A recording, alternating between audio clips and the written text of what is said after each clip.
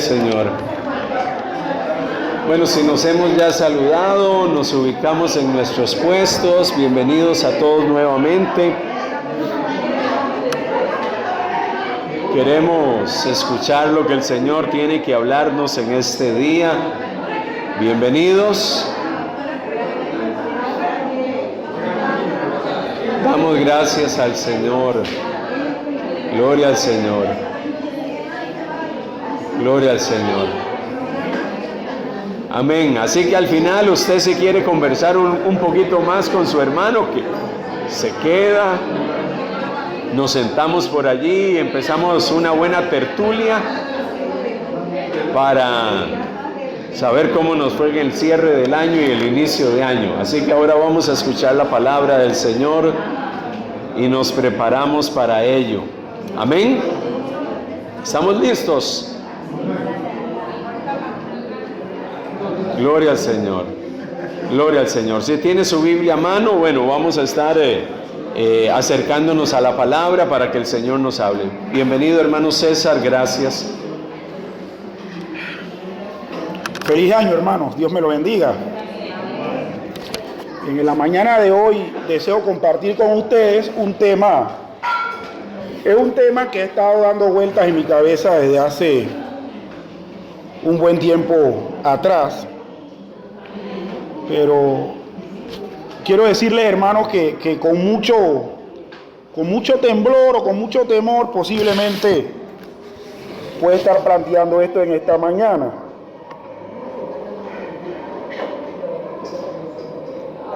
Posiblemente en el día de hoy muchas congregaciones se estará haciendo algún tipo de vaticinio profético de las implicaciones del bombardeo último que tuvo Estados Unidos con una base militar en el sur de Irak, donde mataron un general de la Guardia Islámica Revolucionaria del Irán. Bueno, hermanos, yo no me voy a meter en ese tema. Yo creo que hablar de esas cosas en este momento es precisamente echar leña al fuego, en el sentido de que se puede exacerbar esas ideas un poco radicales que la gente tiene respecto a estas cosas de los últimos tiempos y demás. Por lo que a mí respecta, hermanos, y difiero de lo que muchos han dicho, ya sea a través de la televisión, la radio o redes sociales, que esto sea el inicio de la Tercera Guerra Mundial. Yo honestamente no comparto eso. Y tampoco les vengo a hablar de esto, hermanos. Simplemente les estoy compartiendo que esto es lo que posiblemente mucha gente estará abordando en la mañana de hoy. Pero lo que vamos a estar compartiendo, pues, en este tiempo, va a ser precisamente, hermanos, acerca de la adoración bíblica. Y como bien dije en un inicio, hermanos, este es un tema que causa un poco de roncha, que causa un poco de cosquillas, que molesta a algunos, no molesta a otros, precisamente por la variada forma de expresión en cuanto a esto que hay en toda la cristiandad. Este tema, hermanos, y con esto termino pues esta parte introductoria. Este tema respecto a la oración en nuestro tiempo, sobre todo, está muchas veces marcado por lo que es la cultura de la persona, más que por los lineamientos bíblicos. Y nosotros vamos a encontrar precisamente en un país como Panamá, donde el estilo de panameño de ser muy alegre va a incidir muchas veces en la forma de adorar, ya sea individual o pública. Pero bien, de eso es lo que vamos a hablar en cierta manera en la mañana de hoy. Más sin embargo, lo que quiero más bien tocar, hermanos, es respecto a quién ofrecemos la adoración o alabanza reverente. Y vamos a estar viendo precisamente que la adoración en nuestros cultos nosotros la ofrecemos a Dios y la ofrecemos a Cristo como Dios y que se nos revela como Dios también en las Escrituras. Más antes, hermanos, quisiera leer algunos pensamientos referentes al tema que he estado precisamente leyendo en relación a esto. Y uno de ellos dice, y hermanos, quisiera que le prestáramos atención porque si lo que vamos a leer ahora en cierta manera nos incomoda, es porque, bueno, precisamente Dios puede que esté o que quiera hablar a nuestro corazón. En primer lugar dice, Dios no te llamó a una obra donde el centro eres tú. Más bien, el centro es Él. Una obra donde no importa tu nombre, sino el de Cristo. Una obra que no está basada en tus sueños, sino en sus propósitos. No para tu comodidad, sino para su gloria. Hermanos, muchas veces vemos en actividades públicas de adoración al Señor, donde estas actividades, más que parecer un culto a Dios, parecen conciertos, parecen espectáculos, parecen actividades donde la gente va a divertirse, va a gozarse, va a bailar, a pasarla bien, a tomar su par de traguitos, pero menos a acordarse de Dios. Y el culto nuestro, el culto que nosotros le ofrecemos a Dios, precisamente debe tener características donde nuestro nombre no sea el centro, donde nosotros no podamos decir, no sé de qué se predicó, pero ese culto estuvo bueno y me gocé. Porque el principal objetivo del culto no es, hermanos, y lo digo, y en verdad lo digo con cuidado, no es que tú te sientas bien. El culto, y vamos a verlo también con algunas definiciones que vamos a estar dando, el culto es para agradar a Dios, para tributarle a Dios. Hermanos, el culto o la oración bíblica no es algo en la que nuestros sueños o lo que nosotros queremos es lo que va a estar siendo el centro. En un culto bíblico se exaltan los propósitos de Dios, como por ejemplo lo tenemos en los Salmos, donde se habla de la grandeza de Dios y del plan que ha establecido. ¿Para qué? Para que al fin y al cabo, al final de los finales, Él sea el glorificado. Es decir, hermanos, en un culto de adoración bíblica, no importamos ni tú ni yo. Lo único importante que nosotros tenemos en el culto es que rendimos el tributo a Dios. El segundo pensamiento dice lo siguiente: el culto no es el momento para ir a presumir nuestras mejores ropas, talentos o belleza. El culto es el momento donde nos reunimos a apreciar a Cristo. No estoy diciendo con esto que vayamos sucios y mal vestidos o que nos quedemos totalmente mudos. Solo digo que debemos ser humildes y prudentes, recordando que la atención debemos llevarla hacia Dios y no hacia nosotros. Hermano, no es que ahora no vamos a empezar a vivir en chancletas aquí o en shorts. Vengamos lo más presentable, lo mejor presentado. Pero no para que nos vean y digan, qué buen vestido trajo la hermana tal, qué buenos zapatos se trajo el hermano tal, o qué bonito sombrero se compró el hermano. No. Si vamos a venir a adorar al Señor y venimos bien vestidos, gloria a Dios, porque para Él es que estamos trayendo eso. Y en último lugar, es el pensamiento que traje la semana pasada, precisamente, que dice que la adoración bíblica no da lugar al protagonismo, al entretenimiento, al pragmatismo, a la manipulación emocional, al sentimentalismo, al misticismo, al griterío o la mundanalidad. El Señor pregunta a quienes practican tales cosas: ¿quién demandó esto de vuestras manos?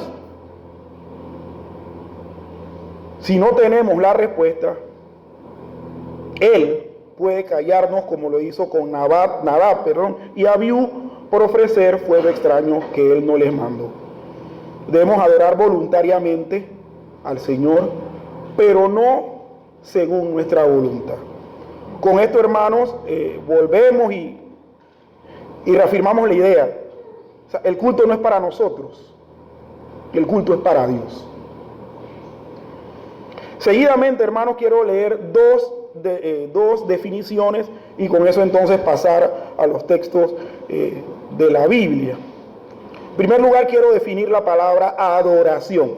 Recuerdo, y lo recuerdo con bastante hilaridad, porque cuando yo estaba más joven, hace ya bastante tiempo atrás, hace como unos 25 años más o menos, había en el medio latinoamericano un movimiento llamado alabanza y adoración. O sea, y se pretendía con esto hacer distinción entre alabanza y adoración. Y el argumento, hermanos, que se tenía en esa época era que la alabanza eran las canciones movidas, alegres, rítmicas, sabrosas, estilo merengue, salsa, así. Y la adoración eran las que daban sueño, como los himnos, donde a la gente se le salía el gallo porque quería cantar lo más elevado posible. Y les voy a decir algo, en el caso mío, yo me tragué ese cuento. Y tuve que ir en un proceso de madurez, a través de muchos golpes, muchas situaciones que pasaron, donde yo me di cuenta que la alabanza es una expresión de la adoración. Que la adoración es rendirle tributo a Dios, por lo tanto, todo lo que hace el cristiano, ya sea que cante o no, ya sea que esté haciendo algo activamente o no, ya sea que esté leyendo la Biblia o no, está adorando al Señor. Porque lo está haciendo para el Señor. Por lo tanto, yo adoro cuando doy testimonio.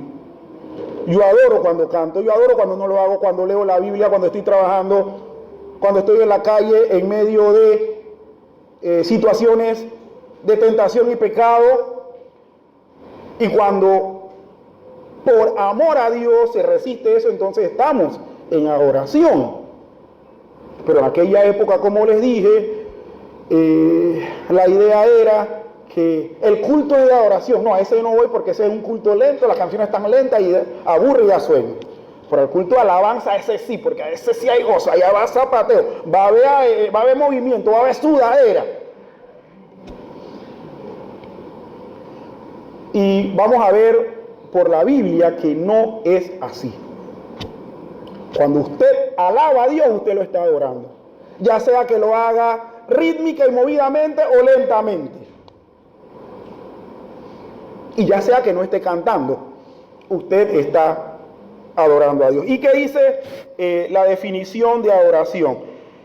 Dice lo siguiente: acciones tales como inclinar con reverencia la cabeza, y la cita o referencia está en Éxodo 34:8. Quiero que lo anote, hermano, y usted lo revise en su casa. Levantar las manos, 1 Timoteo 2:8. Arrodillarse, 1 de Reyes 8:54. Y postrarse, Génesis 17:3 y Apocalipsis 1:17. ¿Qué acciones que manifiestan externamente la oración? La oración interna que el alma dirige a Dios. Entonces vemos aquí, hermanos, una serie de acciones externas que expresan lo interno del corazón, del individuo, de la persona y del grupo también, porque cuando adoramos públicamente lo hacemos de manera grupal. Y la palabra culto. La palabra culto es muy importante, hermano. Porque esto es una palabra que su relación histórica tiene que ver con una serie de personajes de la historia a las que se les daba culto. Y dice la palabra culta, la definición de esta palabra dice lo siguiente: esta palabra denota el mérito de un individuo para recibir honores especiales de acuerdo con su valía. Los términos bíblicos principales son, en hebreo es saá y en el griego es proskuneo, y que enfatizan el acto de postración, la acción reverencial. Y esto puede hacerse a causa de la dignidad del individuo, influido por las costumbres, la relación de familia o la posición social. En la antigüedad, hermanos, se le rendía culto a los padres cuando estaban en vida, obedeciéndoseles. Se le rendía culto a los reyes porque eran los que gobernaban y en cierta manera garantizaban la seguridad de un territorio, de una villa, de una ciudad, etc. En honor a eso, a esos reyes, por ejemplo, se les rendía culto, reverencia. Y por la posición social, bueno, si era rey, si era tribuno, si era general, si era etcétera, dependiendo del lustre que tuviese esa persona a lo largo de su vida, por lo tanto se le daba un honor.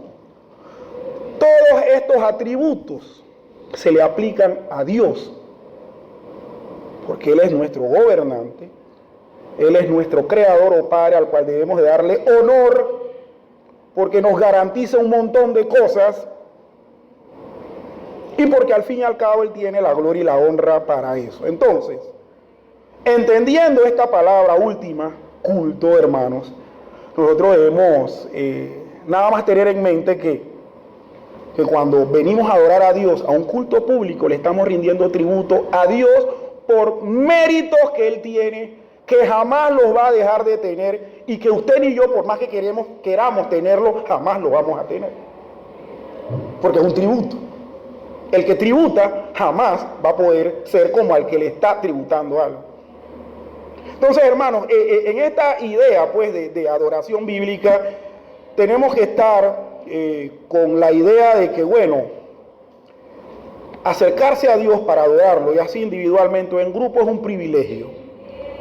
Y como es un privilegio, tiene que hacerse según las normas que la Biblia ha establecido. Bueno, como le dije en un principio, precisamente esas reglas o normas no es lo que vamos a tocar. Se podrá hacer en alguna otra ocasión. Yo más bien quiero hablar acerca del ofrecimiento que se hace a Dios. ¿Por qué? Porque lo que estamos precisamente enmarcando aquí es que nuestro culto es a Dios y a más nadie. Así que quisiera, hermanos, que estuviésemos yendo a la Escritura y ver que la adoración es ofrecida a Dios de manera apropiada. Y se nos ilustra en Isaías capítulo 6, versículos del 1 al 5. Quisiera que fuésemos todos allá y viésemos este pasaje. Es también conocido, hermano, no es que estemos enseñando algo que sea nuevo. Este pasaje es acerca de la visión y llamamiento de Isaías. Y dice así: en el año que murió el rey Uzías, vi yo al Señor sentado sobre un trono alto y sublime, y sus faldas llenaban el templo. Isaías capítulo 6, versículos del 1 al 5. En el año que murió el rey Uzías, vi yo al Señor sentado en un trono alto y sublime, y sus faldas llenaban el templo. Por encima de él había serafines, cada uno tenía 6 alas, con 2 cubrían sus rostros, con 2 cubrían sus pies, y con 2 volaban. El uno al otro daba voces diciendo: Santo, santo, santo, Jehová de los ejércitos, toda la tierra está llena de su gloria. Y los quiciales de las puertas se estremecieron con la voz del que clamaba, y la casa se llenó de humo. Entonces dije, ay de mí, que soy muerto, porque siendo hombre inmundo de labios y habitando en medio de pueblo que tiene labios inmundos, han visto mis ojos al Rey, Jehová de los ejércitos. Y voló hacia mí uno de los serafines, teniendo en su mano un carbón encendido, tomado del altar con unas tenazas. Sigo leyendo hasta el 7, y tocando con él sobre mi boca, dijo, he aquí que esto tocó tus labios, y es quitada tu culpa, y limpio tu pecado. ¿Cuál es la ilustración que nos da, hermanos, estos 5 versículos del capítulo 6 de Isaías? Vemos un Dios exageradamente alto, exageradamente santo, superior, grandísimo, y nosotros, seres humanos, que con solo estar en la presencia de Dios deberíamos estar muertos. Entonces, hermanos, en esta ilustración que es tan vívida, ¿no?, que se nos habla de serafines, se nos habla de ángeles volando y dando voces uno al otro diciendo, santo, santo, santo es el Señor, Jehová de los ejércitos. Vemos a seres espirituales de esta estatura rindiéndose ante Él, esperando que Dios dé su orden, que pronuncie su palabra, para ellos de manera obediente cumplirla. No vemos, hermanos, lo que muchas veces se ve en la actualidad, donde las personas van a los cultos a ver cómo le tuercen el brazo al Dios alto y sublime para que Él cumpla sus sueños y deseos. Si esta no es la ilustración bíblica que de nosotros debemos seguir, entonces, hermanos, nosotros no tenemos nada que hacer en este lugar. Si no es la que está conforme a nuestro corazón, entonces mejor como quedémonos en la casa. Es más, ahora están dando unos partidos muy buenos de la NFL.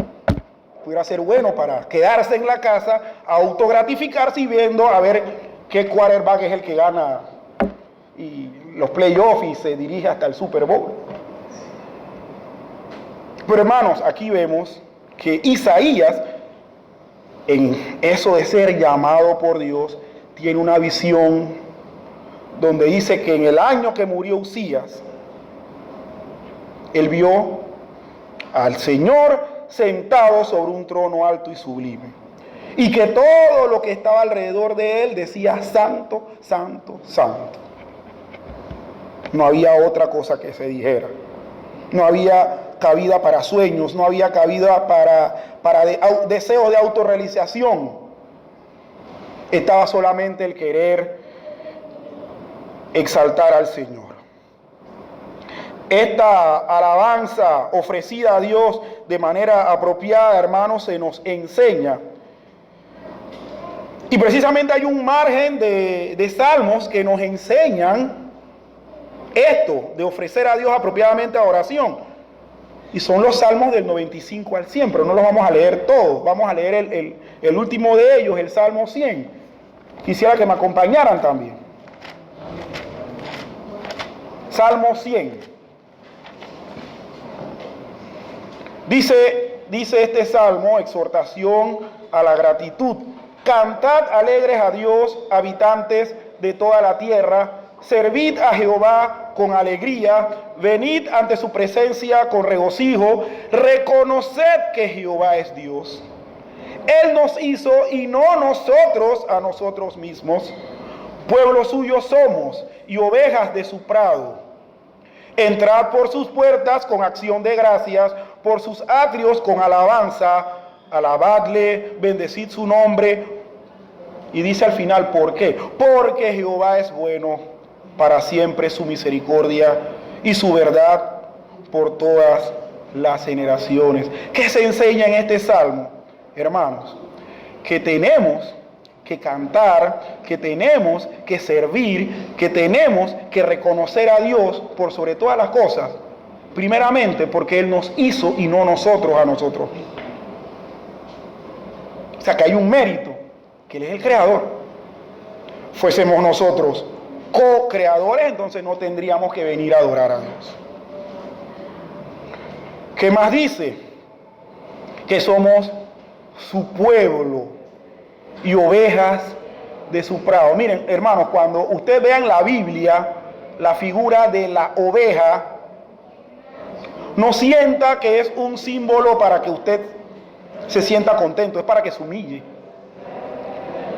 Las ovejas son animales que viven en rebaños, pero que necesitan siempre tener a un pastor o guía que les esté diciendo por dónde ir, porque si no la oveja se va para donde no debe. Si nosotros somos el pueblo de Dios y ovejas de su prado, el mérito que tiene el Señor para que le adoremos es que debemos depender de la guía de Dios permanentemente. Pero muchas veces, hermanos, vemos situaciones donde el cristiano, entre comillas, él prescinde de la guía de Dios. Él desconoce y no quiere reconocer la grandeza de Dios. Pues yo voy al culto mejor a autoalabarme, a autocantarme, porque, o sea, al culto uno va a eso.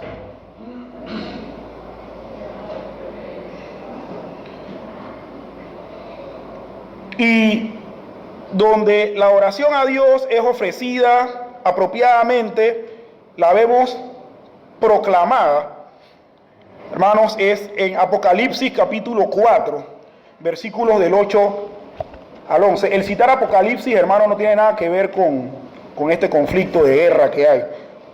Es precisamente ver como lo que es el libro de Apocalipsis, un libro que nos habla de la esperanza segura que vamos a tener al final y que siempre ha tenido la iglesia, porque Dios ha estado gobernando su iglesia siempre. Y vemos en esa proclama de la victoria que Dios ha tenido en la historia de la humanidad, que se hace adoración a Dios. Y leemos Apocalipsis 4, del 8 al 11, y dice: y los 4 seres vivientes tenían cada uno 6 alas, y alrededor y por dentro estaban llenos de ojos, y no cesaban día y noche de decir: santo, santo, santo es el Señor Todopoderoso, el que era, el que es y el que ha de venir. Pasaje muy parecido al de Isaías que leímos al principio. Y siempre que aquellos seres vivientes dan gloria y honra y acción de gracias al que está sentado en el trono, al que vive por los siglos de los siglos, los 24 ancianos se postran delante de él, delante del que está sentado en el trono, y adoran al que vive por los siglos de los siglos, y echan sus coronas delante del trono diciendo: Señor, digno eres de recibir la gloria y la honra y el poder, porque tú creaste todas las cosas y por tu voluntad existen y fueron creadas. En esta ilustración también simbólica del Apocalipsis, donde se nos habla de eso, ¿no? De la preeminencia de Dios, que se dice que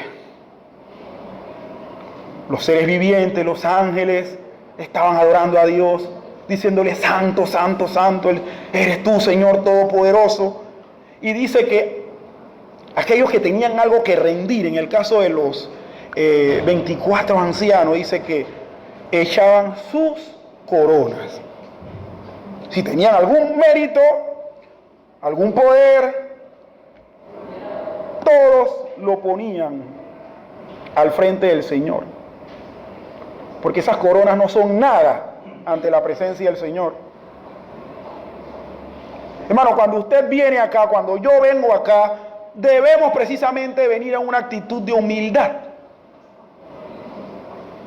Una vez tristemente escuché a un joven decir que él no quería estar en el culto porque el culto estaba aburrido. Y yo no sé si el aburrimiento que él tenía era porque no se estaba autosatisfaciendo, o porque en ese culto a lo mejor la satisfacción toda se la llevó Dios. ¡Qué aburrido! Hermano, yo he cometido muchos errores, pero yo no quisiera jamás cometer el error de decir que tener la oportunidad de rendirse ante el Señor es aburrimiento. Yo jamás quisiera tener ese desliz, porque ese desliz me puede costar.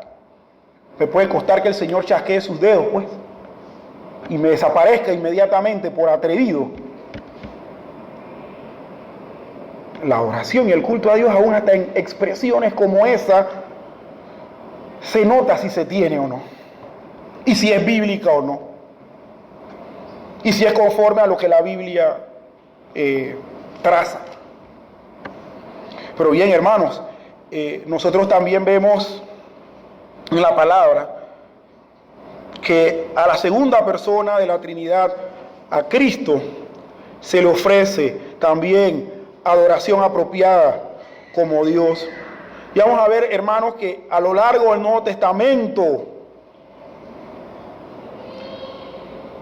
se dan pruebas, se dan sucesos donde esto es así.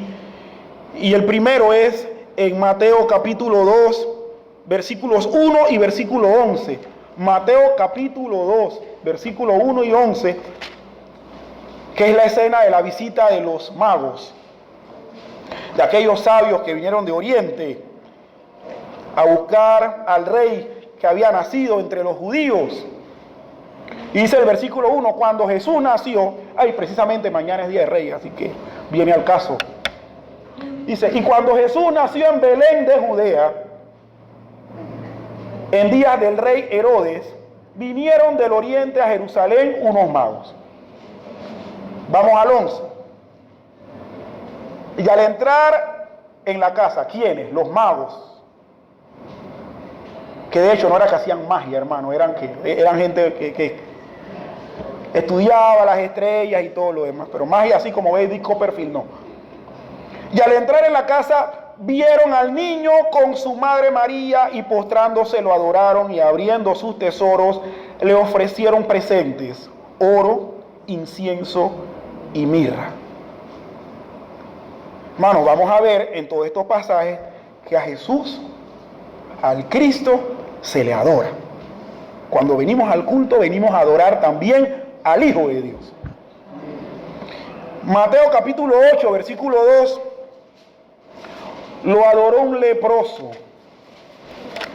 Le pregunto, hermanos, ¿ustedes saben cuál era la prohibición que había en Israel respecto a los leprosos? ¿Ah? Eran aislados, no los podías tener ni cerca, porque donde se te acercara mucho, te podían hasta considerar a ti como inmundo por la lepra, ¿no? Pues bueno, en este pasaje vemos lo siguiente, y dice, he aquí, Mateo 8:2, y he aquí, vino un leproso y se postró ante él, diciendo, Señor, si quieres puedes limpiarme. Y voy a seguir leyendo, hermano, porque esto es importante para que vean lo cercano que él estuvo de Jesús, a quien él adoró. Dice, Jesús extendió la mano y le tocó, diciendo, quiero, se limpió, y al instante su lepra desapareció. Entonces Jesús le dijo, mira, no lo digas a nadie, sino ve, muéstrate al sacerdote y presenta la ofrenda que ordenó Moisés para testimonios de ellos. Primero, lo adoró, estando bien cerca de Jesús, tanto así que él extendió su mano y lo tocó. Al tocarlo, lo sanó. Entonces, hermanos, este leproso, marginado de la sociedad de su época, pudo entender que ese hombre que estaba predicando, haciendo milagros, que era llamado el hijo del carpintero, humilde, era Dios, y lo adoró.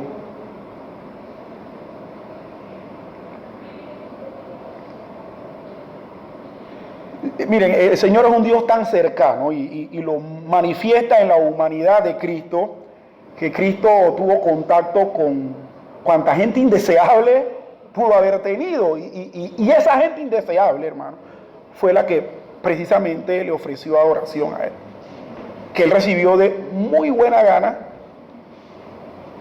mejor que la que pudieron haberle dado a lo mejor los escribas, sacerdotes, quién sabe, los reyes y demás. Por un gobernante también Jesús recibió adoración como Dios, y en el capítulo 9, versículo 18 de Mateo, dice lo siguiente: mientras él les decía estas cosas, vino un principal y se mostró ante él diciendo: mi hija acaba de morir, mas ven y pon tu mano sobre ella y vivirá. Este hombre principal era Jairo. Nosotros conocemos, porque hemos leído este pasaje, y que fue a Jesús a pedirle que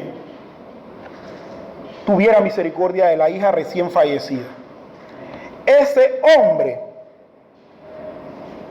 lo adoró.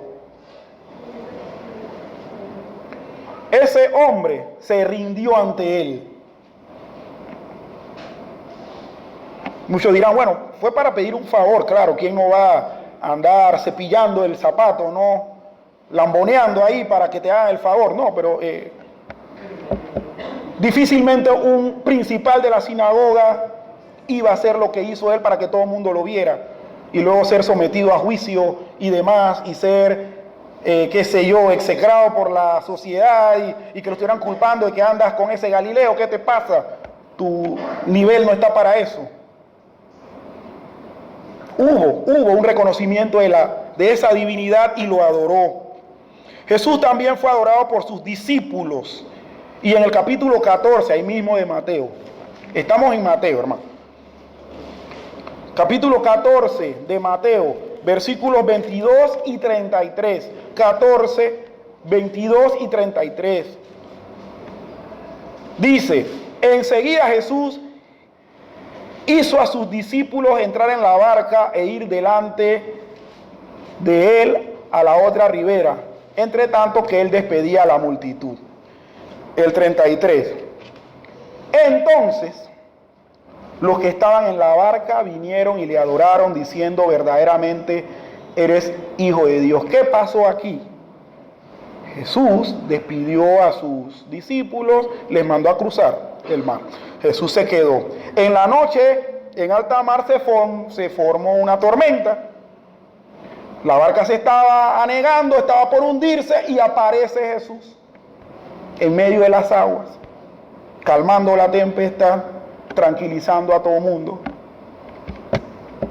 Entonces es donde estos discípulos que estaban en la barca declaran esto: verdaderamente eres Hijo de Dios, y lo adoraron. Mateo 15, 25 nos habla de una mujer que adoró al Señor también. Dice: entonces ella, Mateo 15, 25, entonces ella vino y se postró ante él diciendo: Señor, socórreme. ¿Quién era ella? La mujer sirofenicia, gentil, que nada más por el hecho de ser mujer no debía acercarse. Y más todavía si era gentil, que no era parte del pueblo de Israel. Pero bueno, el Señor tuvo misericordia y ella vino y se postró ante él. Se postró. Hermano, si nosotros entendiéramos lo que es postrarse. Postrarse no es arrodillarse, hermano. Postrarse es tirarse ante los pies de alguien. Ella lo hizo ante el Señor. Por una madre Jesús también fue adorado, como Dios. Mateo capítulo 20, versículo 20. Mateo 20, 20. Mateo 20, 20 dice: entonces se le acercó la madre de los hijos de Zebedeo con sus hijos, postrándose ante él y pidiéndole algo. Miren, hermanos, qué curioso este pasaje. Vemos a la madre de los hijos de Zebedeo, Jacobo y Juan. Pero esta señora vino al Señor a adorarle, pero sí a hacerle una solicitud a conveniencia. un hijo mío a tu derecha y otro a tu izquierda. Pero bueno, eso no es lo que estamos ahora precisamente destacando. Estamos destacando que aún hasta en aspectos negativos la gente adora. Y precisamente vemos posiblemente en la actualidad gente que va a la iglesia a adorar porque necesita un favor de Dios. Que eso es lo que más se da. A lo contrario, ¿no? Que es que vean que yo voy a adorar a Dios, no sea que Él me dé o no. También Jesús fue adorado como Dios de manera apropiada por un ciego. Y eso lo vamos a ver en Juan, capítulo 9. El último de los evangelios, Juan, capítulo 9, versículos 1 y 38. Juan 9, versículos 1 y 38. Dice así: al pasar Jesús vio un hombre ciego de nacimiento. Vamos ahora a saltar al versículo 38 porque esto es una historia entremezclada, se dan muchas situaciones y dice el 38. Y él dijo, ¿quién? El hombre ciego que se había encontrado. Creo, Señor, y le adoró. Este hizo lo contrario de la mujer, de la madre. Este adoró al Señor después del favor. Y hermanos, y por último ya, para que no lo voy a hacer, no les voy a replicar aquí el programa a través de la Biblia. Vamos a terminar con este último pasaje. Vemos también en la Escritura que toda criatura adora al Hijo de manera apropiada, como Dios. Filipenses capítulo 2, versículos 10 y 11. Filipenses capítulo 2, versículos 10 y 11. Y dice así: para que en el nombre de Jesús se doble toda rodilla de los que están en los cielos y en la tierra y debajo de la tierra, y toda lengua confiese que Jesucristo es el Señor. El término Señor se usa para Dios, para gloria de Dios Padre. Vemos, dice este pasaje, que en el nombre de Jesús se va a doblar toda rodilla, no hace distinción. Y va a haber personas que jamás en su vida declararon honra y gloria del Señor, pero bueno, en ese momento lo van a tener que hacer porque lo tienen que hacer, ya para que aprendan a respetar. Y también van a haber personas, como usted y yo, esperemos que sea así, que conocemos al Señor y hemos estado practicando una adecuada adoración individual y pública. Entonces ese día con mayor razón y con mayor gusto vamos a estar confesando que Él es el Señor. Mis hermanos, como dije en un inicio, mi intención no es dictarle normas éticas a alguien.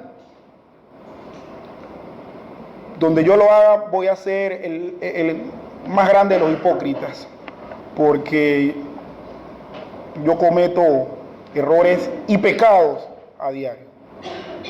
Uno de los grandes defectos que yo tengo, hermanos, es mi carácter, que yo exploto como una bomba. Pregúntenle a Gloria. Bueno, ella le va a decir que sí, ella no le va a decir. Así que yo no puedo decirle sacando el pecho de que están haciéndolo mal, porque yo lo estoy haciendo bien. Hermanos, creo que en algún momento todos lo hemos hecho mal.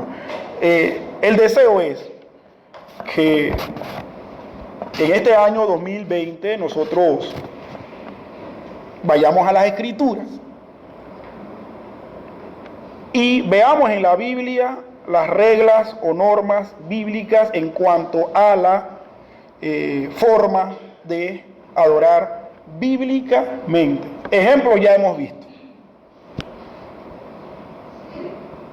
Pero normas o reglas también encontramos en la Biblia de cómo debe llevarse, de qué debe hacerse.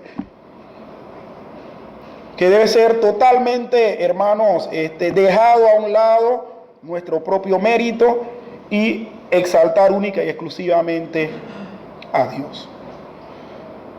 Mi hermano, para mí es un, ¿cómo lo digo? Es un gozo muy grande